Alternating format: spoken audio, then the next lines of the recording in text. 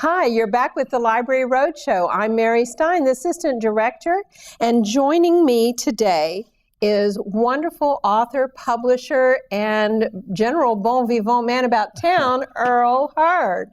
Earl, everybody knows a little about the oil and gas industry because in our region you can't escape it. It's our life, it's the thing that's funded us, it's our economy, and your organization has a lot to do with that. What is the BIC Alliance? Well, the cornerstone of the BIC Alliance is, of course, the magazine, but we mainly do three things. We help connect folks in business and industry with one another for the betterment of all, and we do it three different ways. First of all is our publication, which is the largest multi-industry energy magazine in America.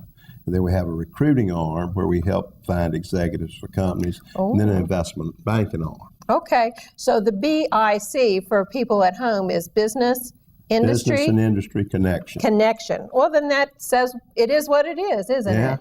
Okay, well, you have a publishing arm called BIC Media Solutions, and that's getting into the book publishing business, which is not exactly what oil and gas is known for.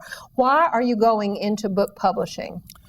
Well, many years ago I met Dr. Joseph Jacobs that founded Jacobs Engineering, and he was publishing books, and I got interested in how books can help build relationships. So I started researching and doing books, and since 2005 we've done 7. You've done a passel of books. Yeah. Yes, there's a nice little shelf being built for you, isn't it? Well, of course, the content talks about oil and gas, but you've now started going into books for children. What has steered you towards an interest in children's books?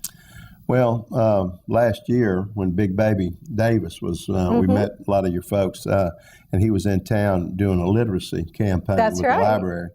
And I got to talking with Big Baby, and I'd had a script written for a children's story that I was telling my grandkids. And so I decided, well, Big Baby's reaching out for literacy to help, but the cornerstone of reading and learning is knowing how to listen. That's right. So I figured you did Michael Learns to Listen. Yeah. That's right. And you've shared that book with a lot of children all over town.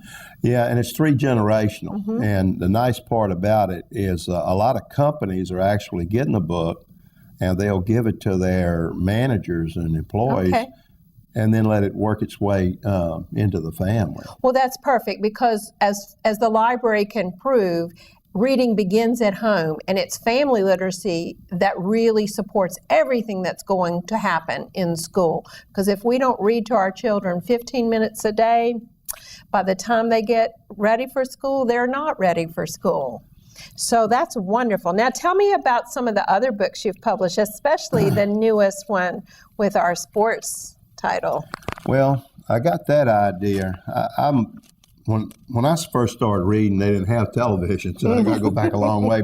But I did a book called Energy Entrepreneurs, where I featured a lot of industry entrepreneurs. Leaders. And so I decided, well, why don't I take sports legends and heroes, coaches and players, but not talk about just their accomplishments on the playing field, but what they really did to make the community or society better. That is a wonderful approach, Earl. Thank you so much. I've read the book. I've shared it with my sons at home and my husband, and we were inspired as we were reading these stories to find out little known facts about some of these well-known heroes of the sports genre, but there's a lot more to them than just their success on the field. Okay, well, our time is about up. You're watching the East Baton Rouge Parish Library Roadshow, everything you need to know about your local library system. And coming up after the break, Dr. Hilda Krausel, author of new book, Landmarks and Monuments of Baton Rouge.